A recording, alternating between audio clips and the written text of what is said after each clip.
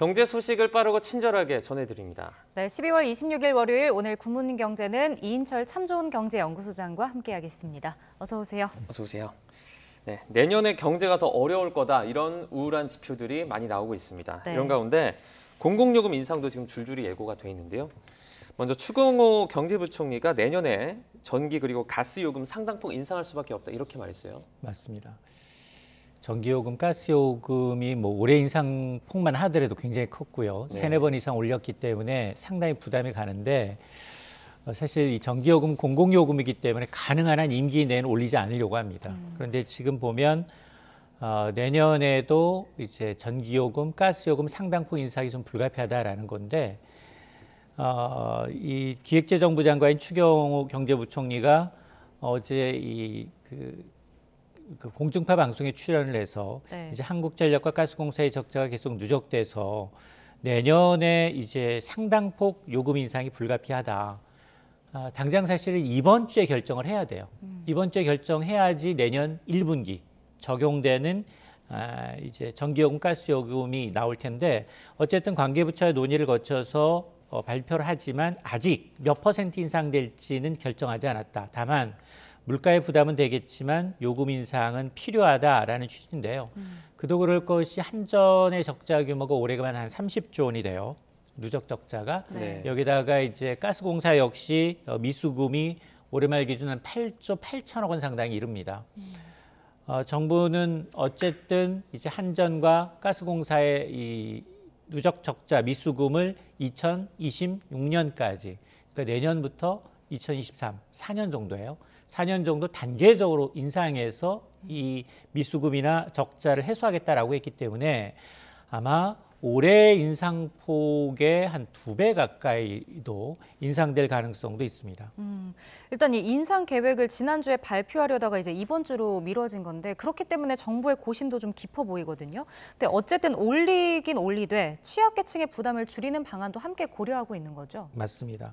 아마 주유소 방문해 보면 깜짝 놀라실 거예요. 네. 휘발유 가격이 제일 싸요. 휘발유 위에 경유 가격, 경유 위에 등유 가격이에요. 등유는 섬유연료거든요. 네. 왜 이렇게 됐느냐? 사실은 그 경유하고 등유는 생산 설비가 똑같아요. 똑같은 데서 생산을 하는데 지금 유럽이 워낙 경유 수요가 많고 그러다 보니까 생산 설비 경유 쪽으로 옮긴 거예요. 네. 그러니까 상대적으로 등유는 공급량이 줄어든 거예요. 그러다 보니까 가격 이제 역전 현상이 발생되고 있는데 등유는 어디에 쓰느냐? 우리가 뭐 보일러 하면은 주로 이제 가스 보일러를 생각하시는데 난방용으로 되게 많이 쓰거든요. 특히 뭐 이 비닐하우스 농작물 하시는 분들의 경우에도 난방용으로 등유를 상당히 많이 씁니다. 그런데 이제 우리가 이제 그 주로 여름철에 전력 예비량이 좀 많습니다라고 이제 보통이라면 그랬는데 이미 겨울철에 난방 수요가 급격히 이제 늘다 보니까 한파 때문에 지금 전력 예비량이 7월 여름철을 기록을 깼습니다라고 하는데 이들에 대한 어떤 취약계층에 대한 이제 당연히 요금 인상 부담이 이제 커질 수밖에 없는 상황이기 때문에 정부는 이 부분에 대한 이제 고심을 하지 않을 수 없습니다. 그래서 아마 이 부분에 대해서 어제 언급을 한 것 같아요. 네. 취약계층의 경우에는 전기요금을 올해와 거의 비슷한 수준으로 부담이 늘지 않도록 특별한 조치를 취할 예정입니다라고 얘기를 하고 있는데 네. 앞서 제가 이제 올해 한전의 적자만 감안하면 한 30조 원을 감안하게 되면 킬로와트 시당 한 51원 남짓 한꺼번에 요금에 반영을 해야 되는데 올해가 한 거의 킬로와트당 19원 정도 올랐거든요. 그러니까 올해 2.7배, 3배 가까이 올려야 된다는 얘기예요. 이렇게 되면 에너지 취약계층의 경우는 직격탄입니다.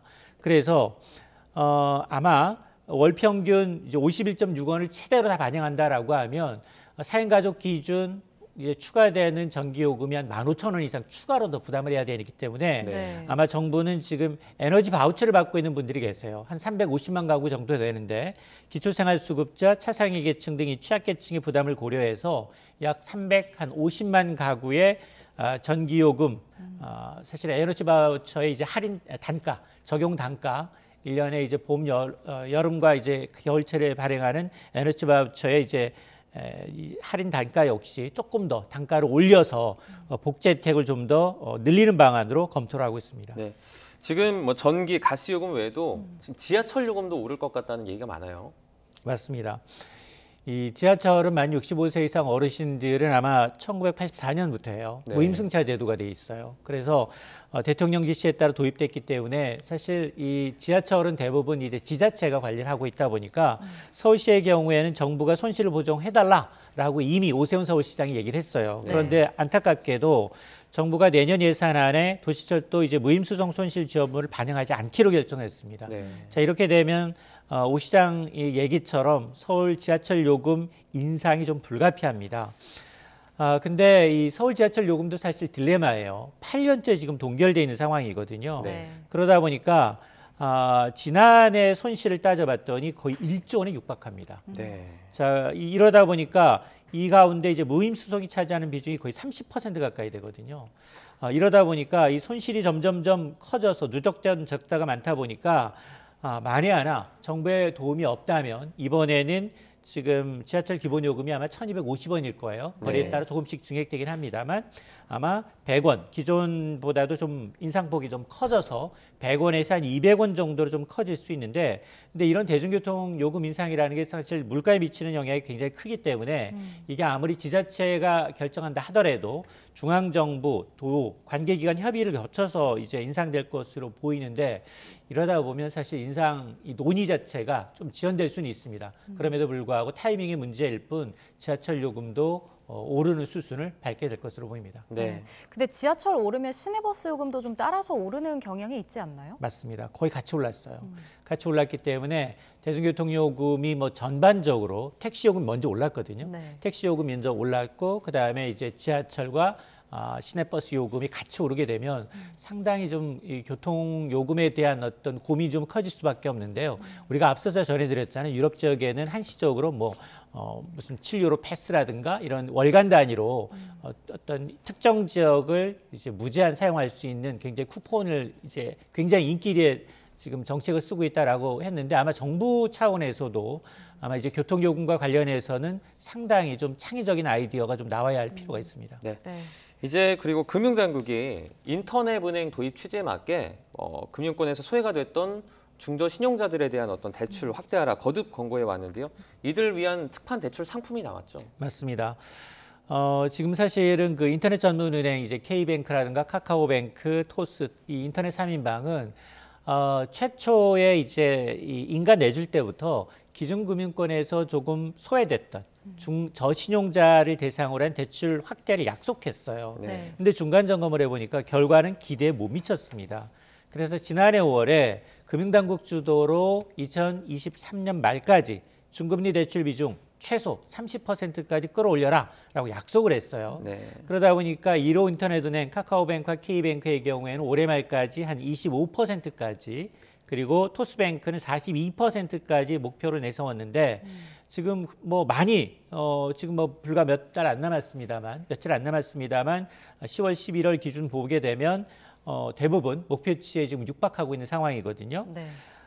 만에 하나 이제 중금리 대출 계획을 이행하지 않는다면 그 은행은 물론이고 최대 주주까지 불이익을 주기로 했기 때문에 이렇게 채찍을 가하다 보니까 인터넷 전문 은행들이 3사 모두 당국과 약속한 이제 중금리 대출 목표치에 거의 근사해 있는데 문제는 뭐냐? 그러다 보니까 사실은 인터넷 은행 출범 5년 만에 본연의 역할 은행과 제2금융권 사이에 정말 이제 금리 절벽이라고 했거든요. 저금리 아니면 고금리. 네. 그 중금리 대출의 어떤 금리 절벽을 해소할 수 있을 것으로 이제 기대는 되는데 그러다 보니까 또 재정 건전성에 대해서는 또 우려가 제기가 되고 있습니다. 네. 네. 그 건전성 악화할 수 있다는 우려도 좀 얘기해 주셨는데 이게 중저신용자들이 연체율이 높아지기 때문인 거잖아요. 맞습니다.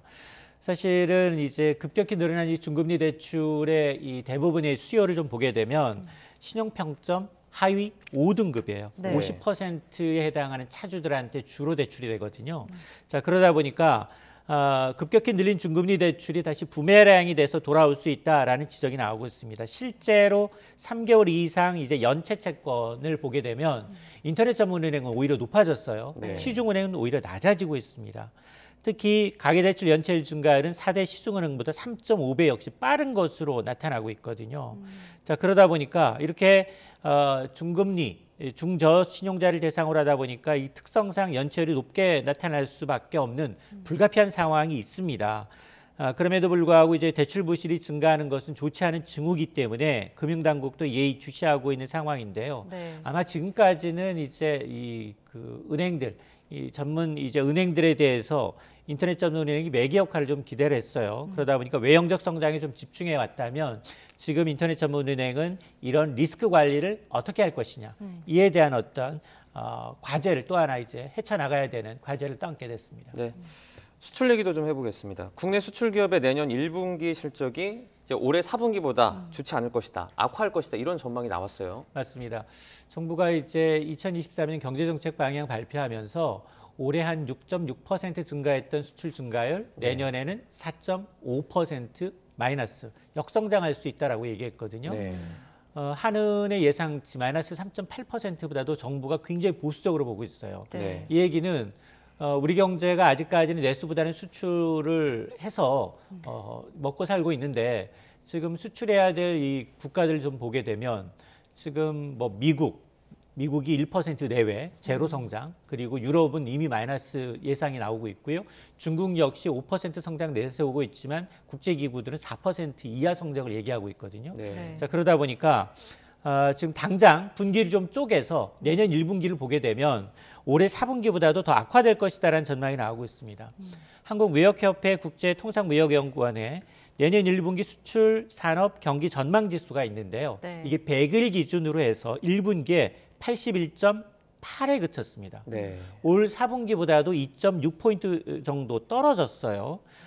이번 조사는 이제 수출 실적이 50만 달러 이상인 1,200여 개 기업을 대상으로 했는데 이 지수는 100이 기준입니다. 100을 밑돌면 기업들이 다음 분기 수출이 이번 분기보다도 더 악화될 것입니다. 라는 답변이 우세하다라는 의미인데 지난해 2분기 거의 뭐 2년여 만에 이제 기준선 100 아래로 떨어진 이후에 지금 4분기 연속 지금 100 기준선을 밑돌고 있습니다. 네. 자, 이 얘기는 아마 기업들이 4분기에도 올해 4분기보다도 더 내년 1분기 체감 경기가 수출 체감 경기가 더 악화될 것이다라는 얘기인데 수출 애로 요인을 좀 꼽아보면 가장 큰 게 원재료 가격이 너무 많이 올랐다라는 거고 두 번째가 바로 수출 대상국의 경기 부진을 꼽고 있습니다. 네. 아마 이제 가파른 물가 상승에 대해서 주요 국가들이 금리를 인상하다 보니까 수출 경기가 빠르게 악화되고 있는 게 아니냐라는 분석입니다. 네. 네.